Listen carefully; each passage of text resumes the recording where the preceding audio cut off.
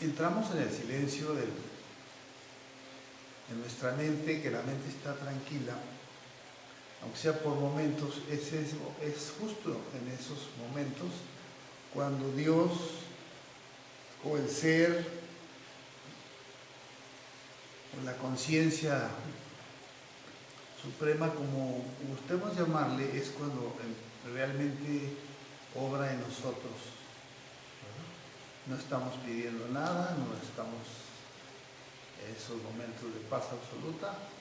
Entonces es cuando viene ese efecto transformador, porque la mente no está interfiriendo. Y eso es pues incomprensible racionalmente. ¿Qué es cómo sucede? Pues no importa cómo suceda, pero sucede. Bueno, entonces por eso es importante tener una maestría sobre la mente, que la mente obedezca a nuestras instrucciones, ¿verdad? Para que no nos meta en sus confusiones y en sus tren de pensamientos. Bueno, hay como 3 tipos de personas. Hay muchas clasificaciones, pero una de ellas es que, digamos, hay personas que escuchan una enseñanza y dicen, ay, qué bien, me gustó mucho, estuvo muy buena, pero no hacemos nada al respecto.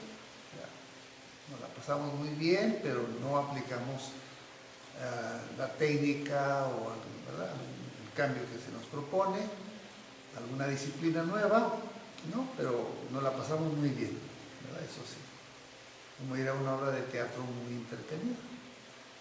Otro tipo de personas son los que escuchan las enseñanzas y hacen algo al respecto, o sea, realmente algo de eso aplican en su vida cotidiana, empiezan a hacer cambios, ¿verdad? Aplicar algún cambio, empezar con un cambio, ya sea pequeño o grande, no importa, pero sí empiezan a aplicar la enseñanza en la vida de uno. Y el tercer tipo de personas son los que ni les gustó ni les interesó. A lo mejor les torcieron el brazo para ir ahí a escuchar aquello, ¿no?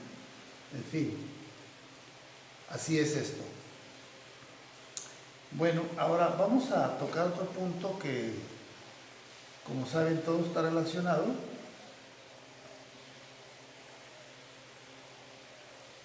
Y es en relación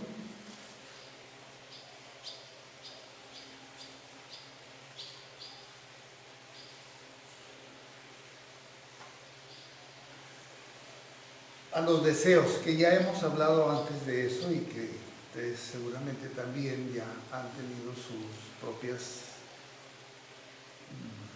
meditaciones al respecto. Es decir, hay tres factores muy interesantes, digamos, el deseo, la codicia y la ira. Deseo, codicia y la ira. Un ejemplo de los tantísimos que hay, la ira siempre es destructiva, no hay ira que sea constructiva. Se da el caso de un padre que en algún momento se enojó mucho con su hijo, un niño, y lo golpeó e inconscientemente le rompió 2 dedos de su mano, de tan iracundo que estaba, ¿verdad? Entonces pues tuvieron que llevarlo al hospital y ya al niño pues lo revisó el médico y le entablillaron y todo, yeso, y resulta que no, fue demasiado el daño y tuvieron que cortarle los 2 dedos, imagínense. Entonces el padre, que estaba fuera de conciencia, inconsciente en lo que hizo por la ira, cuando le dijo el médico pues lo que pasó, y lloró amargamente, realmente no era su propósito, ¿verdad? Es que estaba fuera de sí. Entonces el niño pregunta, papá, ¿cuándo me van a crecer mis dedos? Pues peor, el niño se puso, es decir, el padre se puso más arrepentido de todo, ¿no? Y pues no había manera. En fin, es un ejemplo de infinitos ejemplos de lo que la ira puede producir, ¿verdad? En un momento de enojo, de ira, uno puede destruir relaciones, puede destruir objetos, ¿verdad? Ahora en las películas es muy frecuente de que la manera de desafogarse, agarran ahí, tiran todo ahí, ¿no han visto así? ¿Verdad? Arrojan una cosa o sea que hemos bajado tanto que ya no tenemos una forma de controlar la ira, sino destruyendo algo.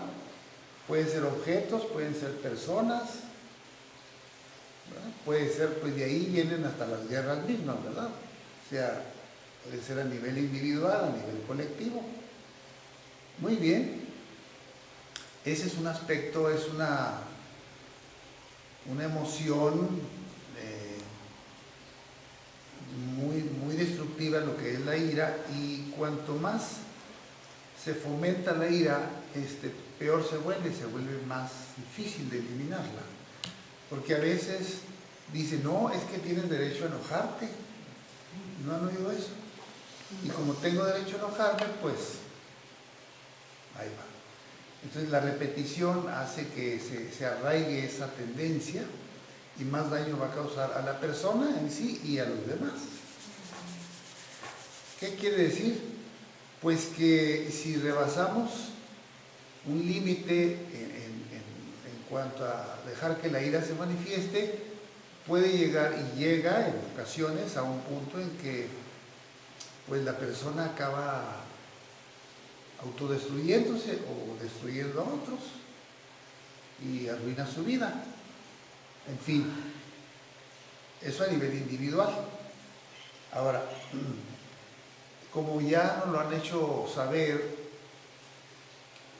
la violencia más grande en el mundo no son las guerras que se han sucedido.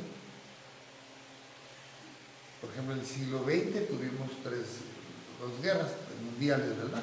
Pero que la guerra de Vietnam, el Medio Oriente y una serie de conflictos bélicos que hubo en el siglo XX, no sé cuántos, como creo que 200 millones más o menos murieron en este tipo de conflictos.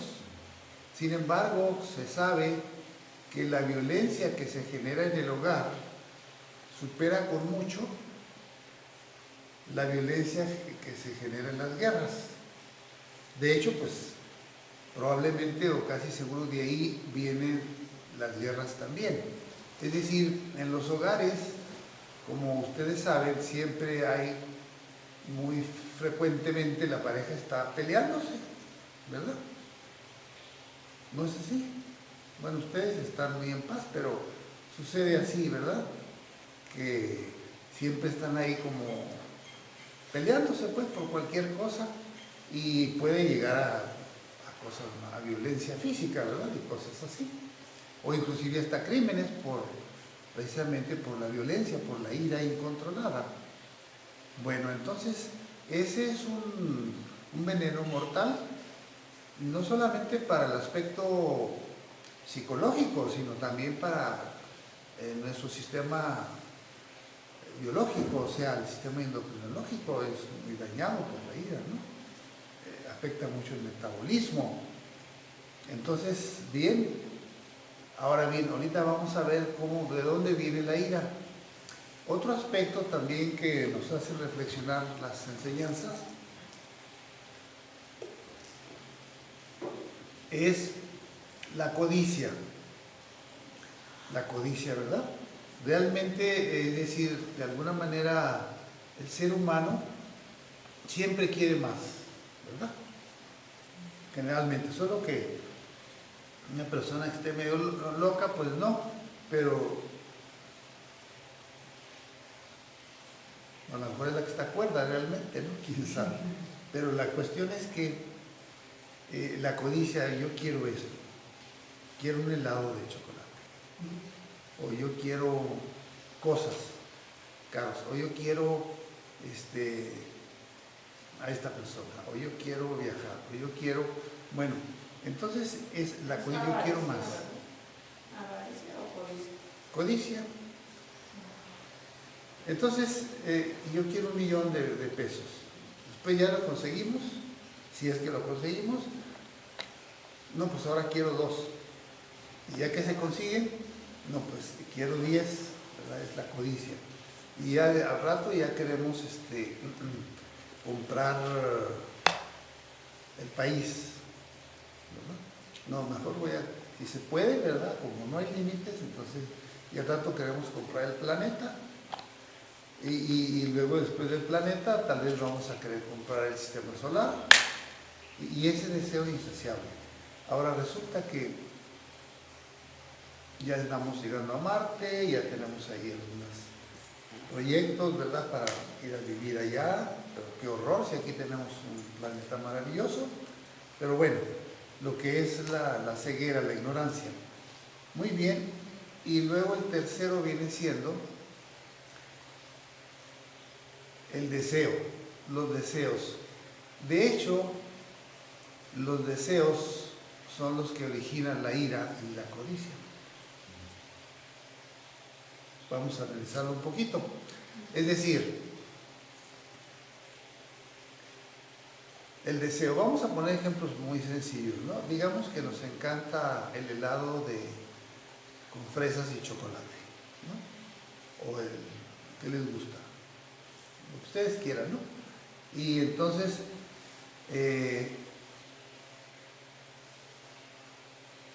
bien, pues vamos y conseguimos te compras un helado, vas y compras un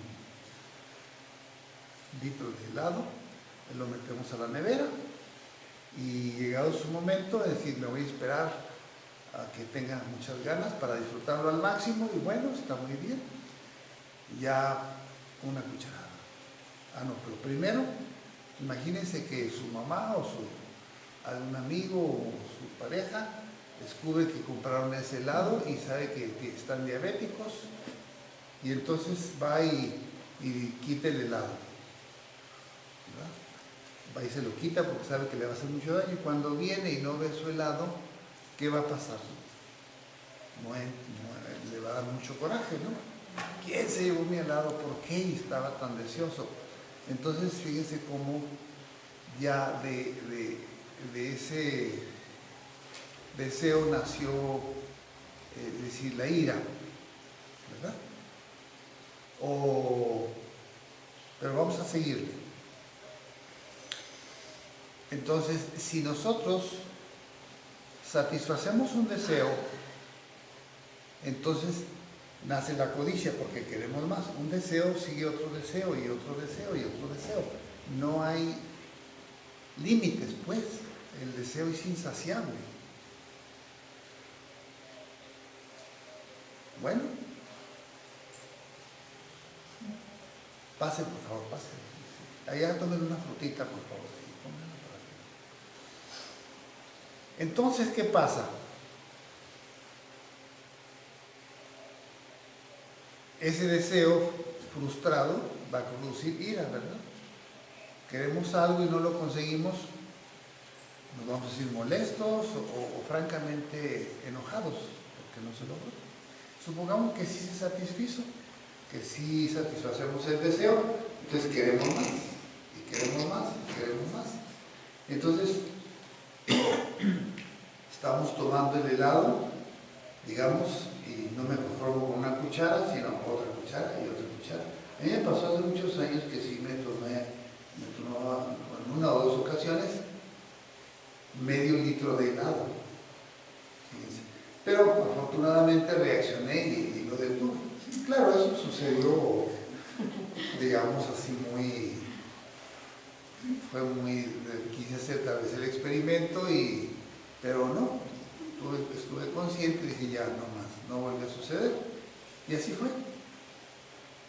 Ahora bien, de hecho no tomo helados, digo nada, el postre que era tradición en la familia, y yo hace muchos años que dejé el postre después de la comida, porque el postre generalmente es dulce, ¿verdad? Generalmente. Y lo dulce va a crear fermentaciones en la comida que generalmente pues es salada. Bueno, no salada, pero tiene algo de sal. Entonces va a crear fermentaciones y va a obstaculizar la digestión. Entonces no es buena idea, no es saludable comer un postre después de la comida, que es tradición. Espérense un par de horas a que ya la digestión ya llevó casi todo su curso, ¿verdad? Y entonces ya un postre, un gustito. Bueno, muy bien. Entonces, un deseo que es satisfecho genera otro deseo. Y ahí viene pues la codicia. Quiero más, quiero más, quiero más, quiero más. Y si no se logra el deseo, entonces ¿qué? Hay frustración. ¿Eh? Hay frustración. Frustración e ira. Coraje nos da. Frustración, ira, descontento. Entonces, y todo eso surge por los deseos. El deseo es donde se originan todos los problemas. Claro, uno no se da cuenta hasta después de que empiece uno a analizar estos asuntos, a autoobservarnos y que escuchamos las enseñanzas. Entonces sí nos damos cuenta que efectivamente los deseos son insaciables y en la vida se nos va en tratar de satisfacer un sinnúmero de deseos. Y obviamente cada deseo nos mueve a la acción, tenemos que hacer algo, ¿verdad? Trabajar o movernos para conseguir eso que nos va a satisfacer. Entonces vamos desgastándonos, nuestra energía, que es limitada, la vamos consumiendo a través de nuestra vida en deseos que no nos van a conducir a nada bueno. O sea, va a ser como un desgaste, pues es muy desgastante estar tratando de satisfacer los deseos y la energía se nos va apagando. Ustedes se sienten muy rebosantes, cada día mejor, más llenos de vitalidad y de eso, pues quién sabe, ¿verdad? Pero es por eso, ¿verdad? Ahí está el asunto. Tenemos pues que analizar eso, analicémoslo, ustedes también y yo, y ver, ¿será cierto eso? Y en base a los resultados ustedes digan, efectivamente, esto es inútil, ¿para qué estoy haciendo esto? No me lleva a ningún lado, esto para qué me sirve, no me sirve para nada, nomás estoy perdiendo el tiempo, lo voy a usar en algo valioso, ¿verdad? Voy a limpiar la casa, voy a pintar un cuadro, voy a visitar a una persona en el hospital, infinidad de cosas buenas que podemos hacer, voy a meditar, por supuesto, infinidad de cosas que podemos hacer en sustitución de todos esos momentos que pasamos haciendo cosas inútiles. Es una pérdida de tiempo, ¿verdad? Como que hay muchos entretenimientos bobos también, ¿sí? ¿Entiendes eso, verdad? Cuando vemos la televisión, pues estamos más como bobos ahí, así como no sabemos qué pensar ni nada, pues ahí que me den lo que sea. Ay, no, pues qué hago, pues siento la televisión. Ahora, si fueran cosas muy instructivas, bueno, qué bien, pero muchas veces no hay ese sentido discriminatorio para decir esto sí y esto no. Siempre nos jala la materia, las bajas pasiones, siempre son muy atractivas y así vemos, ¿verdad? Las películas ahora, muchas de ellas tienen que haber chorros de sangre, si no, no son estimulantes. Hay muchas películas nobles que inspiran, cuando uno deja de verlas, termina la película, ¿verdad? Queda un buen sabor, como se dice, ¿no? Nos inspira. Pero muchas veces nos dejamos arrastrar nos jala algo y ahí vamos, sin saber que no hay ningún contenido valioso ahí. ¿Bueno? Entonces, se dice en las enseñanzas de los sabios y sabias que la persona que logra superar los deseos se convierte en un Dios con minúscula, no el Dios supremo, ¿no? Se convierte en un Dios, fíjense cómo lo dice, ¿no? A través de la historia, dice, no es que ella era una diosa, no es que un ser humano como nosotros, pero simplemente ya con un grado de espiritualidad bastante elevado. O un Dios con minúscula, insisto, ¿no? Bueno, quiere decir pues que son seres que lograron ya superarse en un buen grado. De hecho, todos estos sabios y sabias de la humanidad, es decir, con que una persona logre algo, indica que cualquiera de nosotros lo podemos lograr, una sola persona. Entonces los maestros han llegado y maestras a esa excelsitud, a ese grado de desarrollo espiritual, de sensibilidad espiritual. Todos podemos hacerlo. Y realmente eso es fundamental para la felicidad que tanto anhelamos. Entonces, espiritualidad es también un término que me gustó mucho, que la sensibilidad espiritual es como decir intuición. ¿Sí? Una persona que ya tiene una intuición desarrollada es que ya tiene sensibilidad espiritual más desarrollada.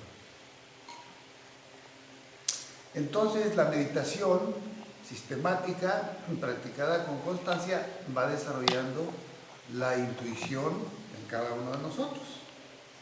Y la intuición es una forma de conocimiento mucho más avanzada que el razonamiento, que el intelecto. ¿Sí? O sea, la intuición es algo que se capta el conocimiento de una manera instantánea. La respuesta a un problema surge instantáneamente. Por eso a veces tenemos un problema y no encontramos la solución, nos olvidamos de él y de pronto, un día después o al rato, o 3 días después o un tiempo X, viene un chispazo, ¿no? Ya encontré la solución. Entonces, bueno, eso es pues la cuestión de los deseos, ¿verdad? Ahora es muy difícil eliminar los deseos, pero poco a poco podemos irlos reduciendo, ¿verdad? Por ejemplo, yo los felicito a ustedes que hoy domingo estamos aquí tratando de aprender algo, ¿no? Tratar de mejorar nuestras vidas a través de esta meditación y estas enseñanzas, en lugar de estar, por ejemplo, otros preferían ir a ver el fútbol o ir a visitar a la comadre y estar ahí en el chismorreo sabroso, ¿verdad? Y qué sé yo, una serie de cosas. Pero ustedes eligieron algo mejor, ¿verdad? Pero hubo una resistencia, ¿no? Entonces les atravesó ahí, a veces atraviesa, no, es que la mente sale con sus cosas y dice, no, es que tienes que hacer esto y tienes que hacer lo otro, y ya no nos deja, si lo permitimos, no nos deja hacer eso, ¿no? Lo más valioso. Bueno, ahorita este es mi tiempo de meditación, después seguirá lo que sigue, pero esta hora es sagrada para mí, es conmigo mismo, con Dios, con el ser y con mis compañeros meditadores. Es nada más un tiempo que le dedicamos y que nada debe ni nadie detenernos. ¿No es así? ¿Qué tal que llega ahí un amigo, una amiga? No, hombre, vente, tengo una fiestecita y de pasadita y mira, sirve que nos tomamos unas cheves y ya. Se perdió todo. Por eso tenemos que estar muy alertas y tener mucha fuerza de voluntad, ¿no? Bueno, entonces, estamos en una era ya de conocimiento, no es una era de fe ciega. Por eso hablamos de estas cosas, ¿no? De comprender, entendernos un poquito mejor a nosotros mismos, comprender cómo funcionan nuestras emociones, cómo nos influyen. Es una autoobservación. Lo mismo nuestra mente, estos pensamientos conscientemente, ¿qué me está proponiendo mi mente? ¿A dónde me quiere llevar? ¿Qué consecuencias me va a traer si me va a beneficiar o no? Entonces es una autoobservación. De manera que hay un símil muy bonito que me gusta escucharlo y repetirlo y compartirlo, donde se hace un análisis entre el cuerpo físico, los sentidos, la mente y el alma. componentes de nuestro ser, ¿verdad? Tenemos un cuerpo físico, tenemos los sentidos físicos, la vista, el oído, el olfato, el tacto, el gusto. Tenemos también una mente que razona, independientemente de que si razona bien o no, tenemos una mente racional. Tenemos un intelecto que es el que va a decidir si eso conviene o no. Y encima del intelecto está el alma, o el espíritu. Dios en nosotros, pues, ¿verdad? Sí. Bien, entonces imagínense un carro, bueno, se pone un carruaje ahí jalado por 5 corceles, 5 caballos, ¿verdad? Y luego está el cochero con las riendas dirigiendo los caballos, y luego adentro está el pasajero. Entonces el carruaje viene siendo el cuerpo físico, los 5 caballos son los 5 sentidos, el cochero viene siendo la mente y el pasajero es el alma. ¿Van siguiendo este esquema? ¿Sí? Bueno, entonces los caballos necesitan que se les pongan las riendas, ¿verdad? Sí. ¿Y la intuición está en el alma? En el alma, exactamente. ¿Sí? Entonces los caballos necesitan tener riendas, ¿verdad? Si no tienen riendas, pues se descontrolan. Y así pasa con los sentidos físicos. Si nosotros no los controlamos, se desbocan, ¿verdad? No tienen una dirección y nos hacen perder el tiempo y hasta causarnos problemas. Los sentidos descontrolados, ¿verdad? La vista, el oído, el tacto, el gusto, todo eso. Entonces, las riendas las lleva el cochero, que decimos es la mente. La mente tiene que decirle al cuerpo y a los sentidos por dónde, ¿verdad? Por eso llevan las riendas. Ahora, el cochero, que es el alma, tiene que darle las instrucciones a la mente, al cochero, ¿no? Al conductor, diríamos nosotros en un taxi, ¿no? Le dice, llévame, quiero ir allá, a este lugar. Entonces el cochero tiene que seguir las instrucciones. Entonces el cochero le va dirigiendo los caballos, los sentidos y el cuerpo a través de las riendas. Esas son las instrucciones que le dio el alma a la mente al cuerpo y los sentidos. Pero vamos a ver que el cochero, es decir, el pasajero, que en este caso sería el alma, se queda dormida, va dormida el alma. Estamos inconscientes. Entonces no le está dando las direcciones al chofer, al cochero, no le está dando las instrucciones por dónde quiere ir. Entonces el cochero, como no sabe, pues saber por dónde le da la gana, ¿verdad? Se va a ir sin ninguna dirección, y entonces obviamente los caballos pues van a ser igual, van a llevar sin rumbo, porque nadie les ha dicho por dónde irse. Entonces, ¿qué quiere decir? Que nosotros tenemos que la respuesta está en el alma, ¿sí? Que viene siendo el pasajero en esta analogía. ¿Estamos siguiendo el ejemplo? La respuesta está en el alma. El alma quiere decir conciencia. Decir alma y decir conciencia es lo mismo. Decir alma, espíritu, conciencia es lo mismo. Alguien le llamará la inteligencia, está bien, no tiene, son términos que cada uno le da según su comprensión o su cultura, pero en esencia es lo mismo, ¿verdad?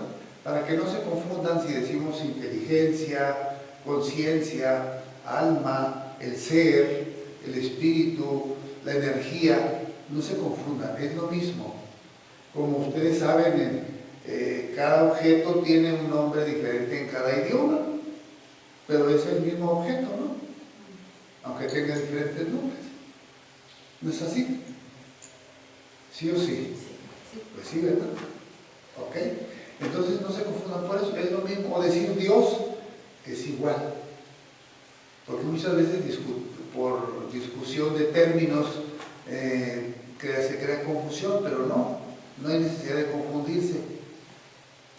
Entonces el alma, que viene siendo la conciencia, nosotros tenemos que estar conscientes, a eso vamos. ¿Sí? Yo el alma, tú el alma, el ser, ¿sí? La inteligencia, decimos nombres como quieran, es estar conscientes. Porque todos los errores que cometemos son por inconsciencia, ¿no es cierto? Es por eso, todas nuestras malas decisiones de todo tipo es por inconsciencia. Y a mayor conciencia, mayor sabiduría. Así que la sabiduría y la conciencia pues van de la mano. Una persona entre más consciente es más sabia, toma mejores decisiones, es más positiva, más bondadosa, más alegre, más entusiasta, más creativa, más servicial. Fíjense todo lo que nace de una conciencia despierta. El criminal, el terrorista, que son nuestros hermanos que están en las tinieblas por ahora, porque un día van a salir de ahí, es porque están en un plano de inconsciencia, como los animalitos, ¿verdad? Peor a veces, porque los animalitos lo hacen para supervivencia, ¿no? Pero los humanos es por distorsión de nuestra mente, de cosas de nuestro propio género. Entonces, fíjense qué interesante, ¿no? Toda la raíz de nuestros problemas está en el alma. Bueno, el alma en sí no tiene problemas, pero no la usamos, ¿no? Es decir, no la usamos. Si somos el alma, yo no voy a usar el alma. Si yo soy el alma, más bien yo el alma, yo el espíritu, cada uno de nosotros, debo estar consciente, despierto, despierta, para estar atento a mi vida en cada momento de mi vida. ¿Sí? Porque si ustedes se analizan y nos autoobservamos, nos vamos a dar cuenta de que en muchos momentos de nuestra vida estamos inconscientes, hacemos las cosas como robotitos. No estamos realmente conscientes. Vamos a suponer que estamos en la ducha, ¿sí?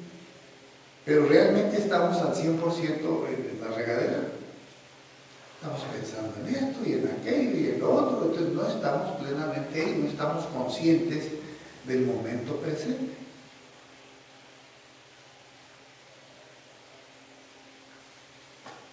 Es más, a lo mejor estando aquí, están preocupados por aquello, tengo que hacer esto, tengo que hacer lo otro, no hice aquello, no hice lo otro, pues entonces no están aquí, están en un 30%, un 50%, pues así, ¿qué tanto van a aprovechar? ¿Se dan cuenta?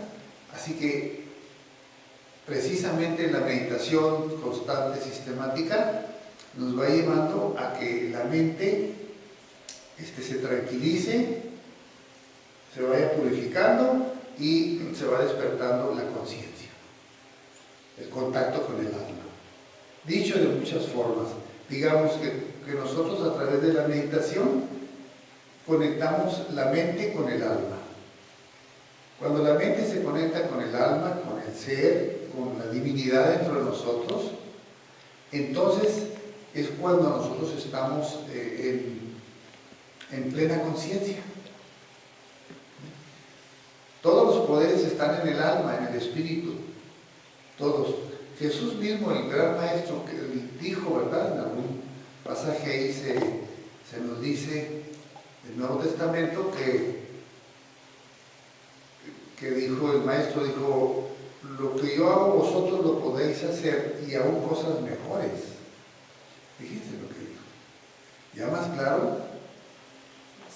Ay, no, pero es que era Jesús, él era divino, no es que el maestro de Baná o la maestra tal, no, pero yo soy una simple humano, yo no, eso no es para mí. No, pero ¿qué es eso? ¿Con qué nos estamos identificando? Fíjense muy bien con qué nos identificamos, porque depende con qué nos identificamos, así es como nosotros mismos estamos limitando nuestra vida. Si nos limitamos con algo, con la personalidad, vamos a decir, pues ni quien los conozca. Y aun los que llegan a ser muy famosillos, pues en unas décadas desaparecen del escenario, ¿no? Salvo los grandes, y esos los grandes son los que están en el campo espiritual, porque aún los reyes y emperadores y todos esos, pues, ¿quién se acuerda de ellos? ¿Verdad que no? Así que no se hagan ilusiones, que, para dejar un recuerdo, que se acuerden de mí cuando yo me vaya. Olvídense de eso. Pronto no se van a acordar de ustedes y no tienen la menor importancia. Si se nos olvida Jesús, o Buda, o Krishna, pues mi bisabuelo, pues ahora Dios, quién sería. No se preocupen por eso. La vida es aquí y ahora. Si se acuerdan o no, es irrelevante. Si se acuerdan, qué bueno, y si no se acuerdan, igualmente, ¿qué importa? Los padres trabajan muy duro, dice que para dejarle a sus hijos una herencia y dejarles, no sé, una educación así y todo, y luego ya les dicen, es que he trabajado tan duro por ti, mira nada más, no estás valorando todo mi esfuerzo. Pero ellos lo que quieren es que hagan lo que ellos no hicieron. Y les dan consejos que para ellos tampoco les funcionaron. O sea, es que están aconsejando lo que a ellos no les funcionó. Cásate, mijito. Pero, ¿para qué? Ya está bien, pero cásate hasta que estés lista, listo, madura psicológicamente, una posición económica que les des algo digno a tus hijos. 1 o 2 o no muchos ya, cálmate, no dejes que la familia te gane. O sea, cosas así, ¿no? No es que estemos en contra de la familia, sí, pero hay que ser más conscientes para tener algo digno para los niños, ¿verdad? Porque luego así nomás, ahí se va y entra la calentura o las hormonas se disparan al cerebro, ya no se piensa, ¡ay, salió embarazada! Híjole, y el otro también. Ya se le complicó la vida y toda su alegría se viene para abajo. Analicen, casi siempre, la gran mayoría, los solteros son más felices que los casados. ¿Sí o no? Tampoco no. O sea, díganme si estoy... pero ahí vamos porque la tradición, porque los papás, porque no sé qué hacer con mi vida, cásate, ya sienta cabeza, ya métete a la matriz, que te controlen, ya. Así, fíjense, ¿cómo está? ¿Puedo extender una pregunta? Siga, por supuesto, lo que quiera. Hace rato mencionaba de los deseos. Sí. Entonces los deseos provienen del que está manejando el coche, del cochero. Los deseos no, los deseos vienen del conductor. Digo, del conductor. Del alma, sí, del ser, sí. Del ser ignorante, ¿verdad? Eso es. Los deseos vienen del ser. Porque una cosa es deseo y otra es propósito. Bueno, mire, vamos a ver, es buena la pregunta, muy interesante. Es decir, todo el problema empieza, es decir, vamos a ver de dónde se genera este ciclo de reencarnaciones, ¿verdad? ¿De dónde se genera? Se genera según las enseñanzas de los grandes sabios y sabias, los Vedas, los Upanishads y otras muchas escrituras. El problema surge de la ignorancia. Es decir, la ignorancia es el mal, es el único mal realmente, porque de la ignorancia nacen todos los problemas. Entonces, el ser humano, por inconsciencia, por ignorancia, se siente incompleto. Pero si ya venimos con todo, Dios nos ha hecho ya completitos a todos. Pero como somos inconscientes, o sea, ignorantes, nos sentimos incompletos.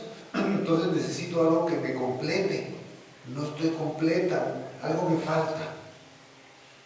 Todos vamos pasando por ese proceso, ¿verdad? Consciente o inconscientemente.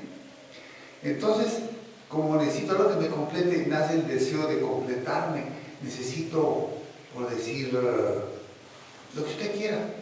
A lo mejor empezamos de niños, pues queremos darles juguetes, ¿verdad? Ay, no, es que yo quiero esto, como los niños quieren juguetes, ¿no? Y los niños, si le quitamos el juguete, hacen un berrinche